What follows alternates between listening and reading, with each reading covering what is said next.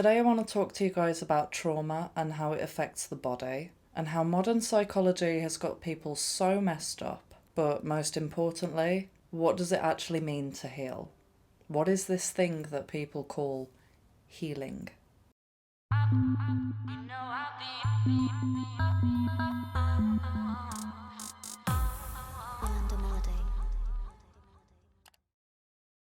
I haven't got any notes for this video, so I'm just going to be freestyling the whole thing. I want to open up about an experience that I've been having over the past few months and the transformation that it's actually done for me.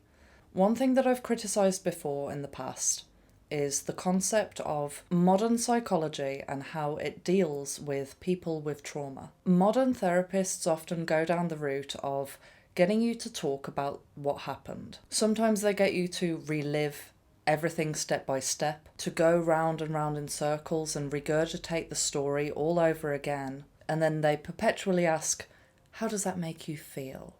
A lot of people who are under the care of a therapist, a mainstream therapist, will also be prescribed medication, which, let's be real, it's not really solving the problem. And as a spiritual person myself, I've never agreed with anything that is mainstream, full stop. But for so many years I was struggling to understand, what actually does healing mean? You see all these videos online of people in the spiritual community talking about healing, and they say you have to do shadow work and heal your trauma.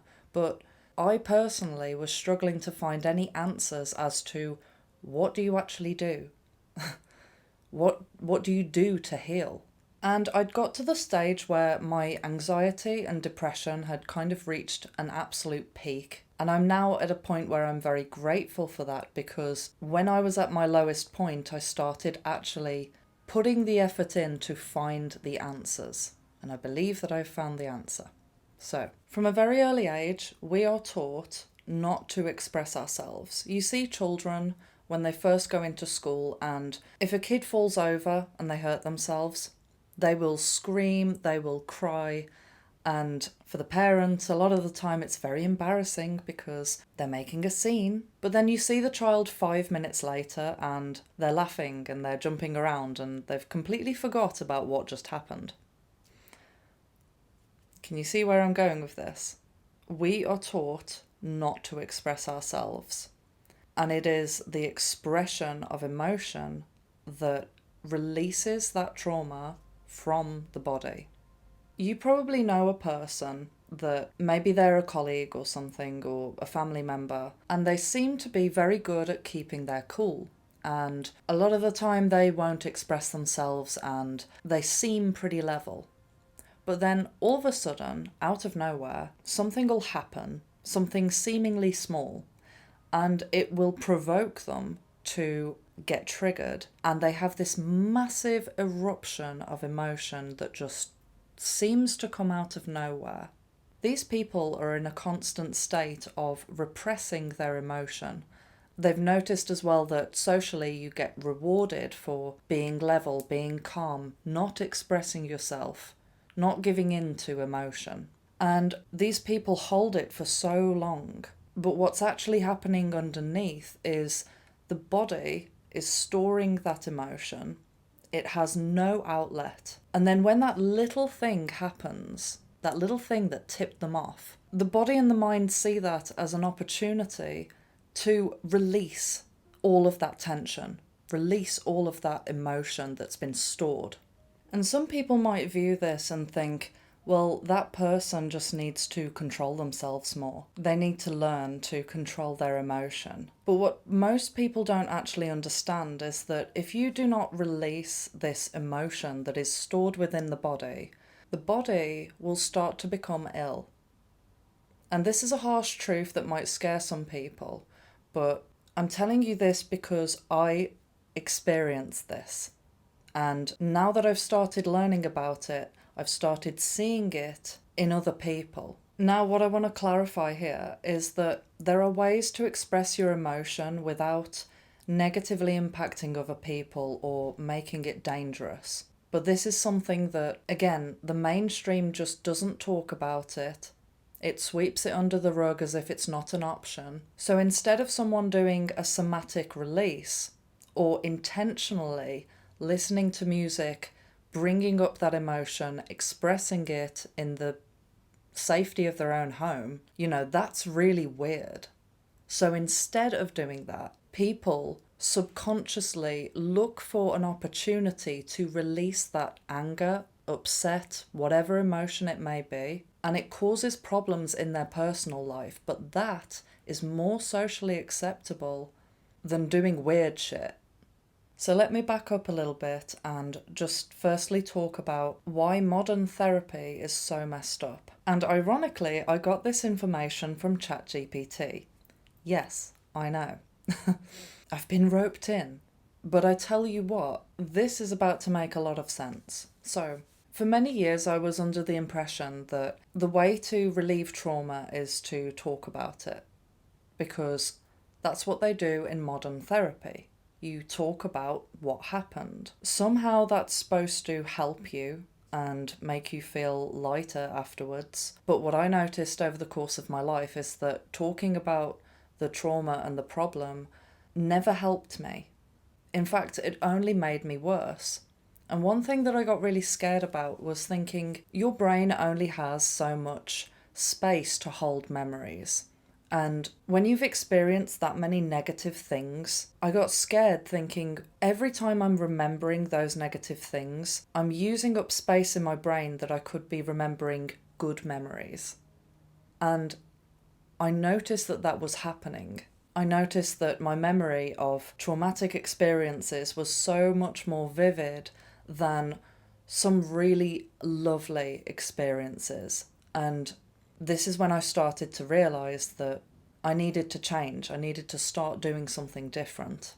What ChatGPT said when I asked it, how do you actually heal trauma, is that ruminating on a negative experience actually solidifies it more in your brain. And it can actually re-traumatize you. It strengthens the neural pathways in your brain that are all associated with the fear, the anger, all of the negative emotion associated with it gets stronger in your brain and your psyche. And it's teaching your brain to almost go on a loop. I was going to bed every night and finding that my brain was playing word association with all of these different negative experiences. And you see it with people that go to these modern therapists and they say that it's helping them, but they're a nervous wreck most of the time. I can't speak for everyone, but think of someone that you know. One thing that I've realised is that your soul and your body do not remember the story. It remembers the emotion. It is the emotion that needs to be released. The story is inconsequential.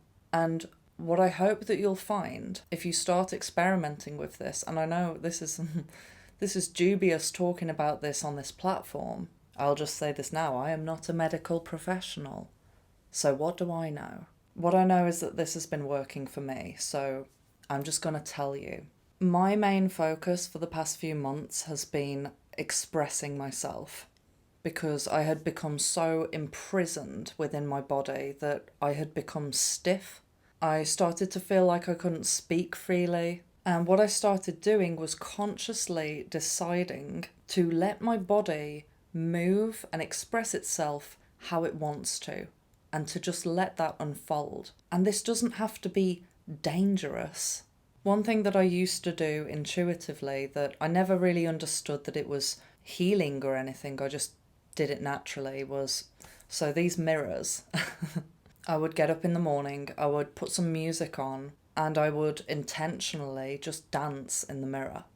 Just dance. Dancing is something that I've always loved down to my core. But funnily enough, over the past 3 years, I'd stopped dancing because I thought it's not productive. I'm not paid to be a dancer. That's not my profession. And I need to be productive every single second of the day. So I don't have time for this anymore.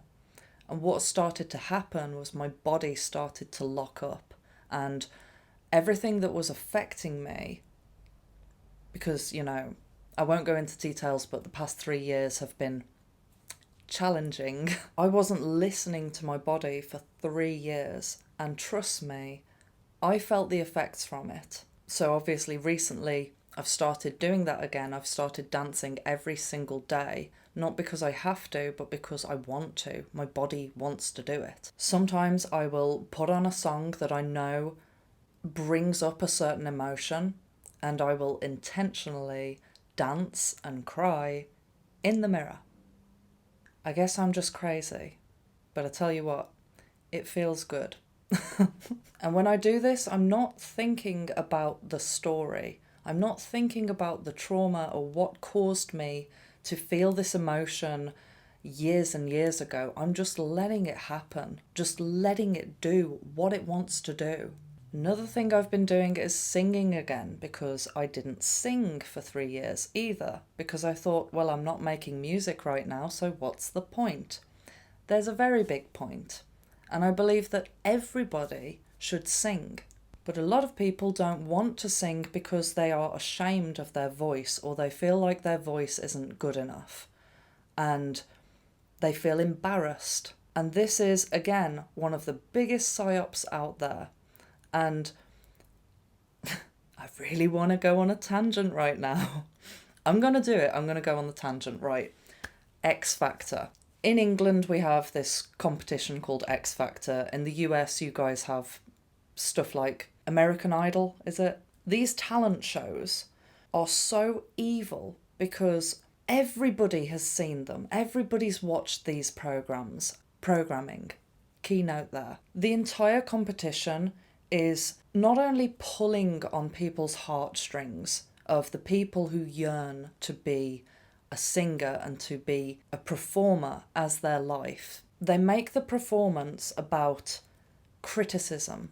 These contestants go up, they perform in front of a bunch of judges who are there to judge their singing voice, and a lot of these people are humiliated on national television. What that does to the general public is it actually puts fear in your mind by proxy, because you see the humiliation that person goes through and you think to yourself, I don't want that. I don't want everybody laughing at my voice and criticising it. What if I'm not like the best singer in the world? Maybe I just won't sing. Singing is one of the most therapeutic things that you can do. It's one of the biggest ways of self-expression, and so many people don't do it because they don't feel good enough. Well, most famous singers use auto-tune nowadays anyway, so do they really have more talent than you? Just saying. But it's not about talent, it's about resonance. It's about resonating with a frequency. One of the main things that has prompted me to have all of these revelations, which I will go into more in a minute. I've been undergoing a certain type of chiropractic care, and I know I've been mentioning it in nearly every video, I'm sorry, but it's kind of relevant. Part of my treatment has been this thing called network spinal analysis. You can look it up on YouTube, and when you see it, you'll think, that looks really freaky, that looks really weird. That's what I thought. This, believe it or not, is an official, legitimate chiropractic practice. How do I put it? You have to go through training in order to perform this on someone, and you have to be a chiropractor. What this stuff actually does is it teaches your body to actually realign itself, and sometimes it creates this thing called a spinal wave, which I believe I have experienced this, or am experiencing it in my recent treatments. And I can tell you, it's not put on. It is not me consciously doing this wave. It's something that my body is spontaneously doing, and I'm just allowing it to happen. If I wanted to, I would be able to stop the wave, but because I want to heal and actually get the most out of the treatment, I'm going with the flow. And what started to happen was every single day I was having these emotional releases, and it wasn't horrible. It wasn't like I was distressed and panicked and say, oh no, this thing happened, and what about this thing? No, it was none of that. It was actually quite beautiful. And I know that, some of you guys are going to be thinking, wow, this is lame. I'm doing this video because I really do feel like it could help so many people. This entire experience has shown me and proved to me that in order to heal, you just need to let your body do what it wants to do. I don't know how many times I've said that in this video. I apologise if I'm repeating myself, but I really want to drive this home. You might have seen some videos while you've been scrolling on YouTube of these crazy woo-woo hippie people doing these weird movements and shaking and screaming, and you might be thinking to yourself, what a bunch of nut jobs. I now look at that and I actually understand what's going on, and I think, no, they're maybe some of them are nut jobs, but listen, right? To be called crazy in this world is a compliment. I would hate to be normal in this world because this world is so fucked up. But the thing is, you don't have to go to one of these expensive retreats or get someone else to guide you. I mean, do it at your own risk. I don't know. I think that is all I have to say in this video. I hope that this can help someone, at least someone out there. I would have appreciated a video like this when I was seeking these answers. So thank you so much to everyone who supports my channel, and thank you for liking, commenting and subscribing and the other thing. Love you, bye.